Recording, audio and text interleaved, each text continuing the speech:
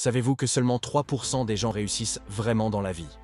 Les 97% restants luttent constamment pour de l'argent, un bon job ou une meilleure santé. Pourquoi? Vous allez l'apprendre dans quelques instants.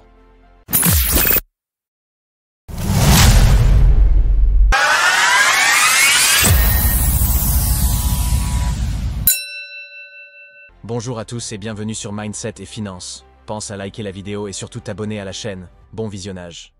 L'homme le plus riche de Babylone. Comment devenir riche? Cette vidéo va vous apprendre les 7 règles qui vous permettront d'obtenir de l'argent, de le garder et de le faire fructifier. L'homme le plus riche de Babylone est un livre écrit par George Clason en 1926, dont les leçons sont tout aussi valables qu'elles ne l'étaient à l'époque, ce qui explique la popularité constante du livre depuis près d'un siècle. Au 2e millénaire avant Jésus-Christ, Babylone est une ville d'une richesse et d'une splendeur rarement connue dans l'histoire, et dont la mémoire perdue encore aujourd'hui entre légende et réalité. Les prouesses techniques de l'homme permettent, à l'époque, de transformer ce désert aride au cœur de la Mésopotamie en mégapoles abondantes de richesses. À vrai dire, Babylone c'était plutôt un contraste entre deux mondes, des demeures somptueuses et bruissantes de richesses, mais à la fois ternies par une terrible pauvreté. En fait, après plusieurs années de grande prospérité permise par l'expansion de la ville, avec la construction de grands canaux d'irrigation et de grands temples, la fin des travaux menace de mettre fin à cette période de prospérité. Le peuple semble incapable de pourvoir à ses propres besoins. Les travailleurs sont sans emploi, les marchands n'ont que de rares clients, les fermiers ne réussissent pas à vendre leurs produits, le peuple manque d'or pour acheter de la nourriture et seule une minorité de riches se partage l'essentiel des richesses.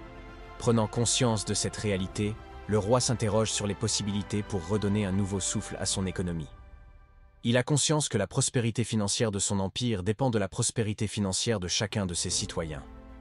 À la fois, il sait qu'on ne peut pas condamner les personnes qui ont connu la réussite et qui ont gagné leur argent honnêtement, mais il sait qu'il doit trouver un moyen pour partager les richesses d'une manière plus équitable. Il fait alors convier celui qu'on dit être l'homme le plus riche de Babylone. Arcade, notre ville est en situation très difficile, parce que peu d'hommes connaissent la façon d'obtenir la richesse, et par conséquent, ils la monopolisent, pendant que la masse des citoyens ne connaît pas le moyen de conserver une partie de l'or qu'ils reçoivent. Mon désir est que Babylone devienne la ville la plus riche au monde. Alors ce doit être une ville où il y a beaucoup d'hommes riches. J'ai besoin que tu partages les secrets qui t'ont permis d'acquérir tant de richesses à partir de rien, pour que ceux à qui tu les auras enseignés puissent à leur tour enseigner ces secrets à tous les sujets valeureux de mon royaume. 2 semaines plus tard, Arcade était dans la grande salle du temple de la connaissance du roi, entouré par les 100 personnes élues pour l'occasion. En tant que fidèle sujet de notre grand roi, commença Arcade. Je me présente devant vous à son service. Il me demande de vous révéler mon savoir, parce qu'un jour, je fus un pauvre jeune homme qui avait un grand désir de posséder de l'or, et que j'ai trouvé la façon de l'acquérir. J'ai commencé ma fortune très humblement. Je n'avais pas plus que vous pour jouir pleinement de la vie, et pas plus que la majorité des citoyens de Babylone. J'ai découvert depuis tous les moyens de remplir ma bourse, et j'en ai trouvé 7. Écoutez attentivement ces leçons, qu'elles deviennent la graine de la richesse qui fera épanouir votre propre fortune. Voici le premier moyen, commencez à remplir votre bourse. Nous avons tous aujourd'hui la capacité de gagner de l'argent par le travail de nos mains ou de notre esprit. Vous devez être capable de ne dépenser qu'une partie de l'argent que vous gagnez. Que désirez-vous le plus? Est-ce la satisfaction de vos désirs quotidiens? Un bijou? Quelques parures? De meilleurs vêtements? Davantage de nourriture? Les choses facilement disparues et oubliées? Ou est-ce des biens substantiels tels de l'or, des terres, des troupeaux, des marchandises, des revenus d'investissement? Les pièces retirées de votre bourse apportent les premières choses. Les pièces laissées dans la bourse apportent les dernières. Voici, chers étudiants, le premier moyen que j'ai découvert pour remplir une bourse vide. Pour chaque 10 pièces que vous gagnez, n'en dépensez que 9. Ensuite, contrôlez vos dépenses. Certains d'entre vous m'ont demandé « Comment un homme peut-il conserver dans sa bourse le 10e de tout ce qu'il gagne ?» Lorsque tout ce qu'il gagne ne suffit pas à couvrir ses dépenses obligatoires. Je vais vous révéler une vérité concernant les hommes et les fils des hommes. Les dépenses dites obligatoires augmentent toujours en proportion de nos revenus, à moins que nous ne soyons pas d'accord. Ne confondez pas vos dépenses obligatoires avec vos désirs. Tous les hommes se débattent avec plus de désirs qu'ils ne peuvent en satisfaire. Croyez-vous que ma richesse me donne à satisfaire tous mes désirs? Il y a une limite à mon temps. Il y a une limite à ma force, aux distances que je peux parcourir, à ce que je peux manger et au plaisir dont je peux jouir. Étudiez soigneusement vos habitudes de vie. Ainsi, vous découvrirez que la plupart des dépenses considérées comme obligatoires pourraient être réduites ou éliminées. Voici donc le second moyen de remplir votre bourse. Budgétez vos dépenses de manière à disposer des pièces d'argent pour payer vos dépenses inévitables et vos loisirs, et pour satisfaire vos désirs valables, sans dépenser plus que les 9/10 de vos gains. Le troisième moyen, c'est de faire fructifier votre or. Voilà que votre fortune s'agrandit, vous vous êtes discipliné à garder le 10e de tout ce que vous gagnez, vous avez contrôlé vos dépenses pour protéger votre trésor grossissant. Maintenant, nous allons examiner les moyens de mettre votre trésor au travail, de manière à ce qu'il génère d'autres trésors. L'or conservé dans une bourse ne rapporte rien. Mon premier investissement profitable fut un prêt que j'accordais à un homme nommé Agar, un fabricant de boucliers. Une fois par an, il achetait de lourdes cargaisons de bronze importées des mers lointaines qu'il utilisait pour fabriquer des armes. Manquant de capitaux pour payer les marchands, il empruntait de ceux qui avaient des surplus d'argent. C'était un homme honorable. Il remboursait ses emprunts et y joignait un bon intérêt quand il vendait ses boucliers. Chaque fois que je lui prêtais de l'argent, j'ai ajouté l'intérêt qu'il m'avait payé. Alors, non seulement mon capital augmentait, mais également mes intérêts. Voici le troisième moyen de remplir sa bourse. Faites fructifier chaque pièce pour qu'elle puisse se reproduire et aide à transformer votre revenu en ruisseau de richesse qui continuera constamment à alimenter votre fortune. Voici le quatrième moyen. Protégez votre trésor contre la perte. Chaque propriétaire d'or est tenté par les occasions qui se présentent de réaliser de gros profits en investissant dans n'importe quel projet attirant. Le premier principe de l'investissement consiste à assurer la sécurité de votre capital.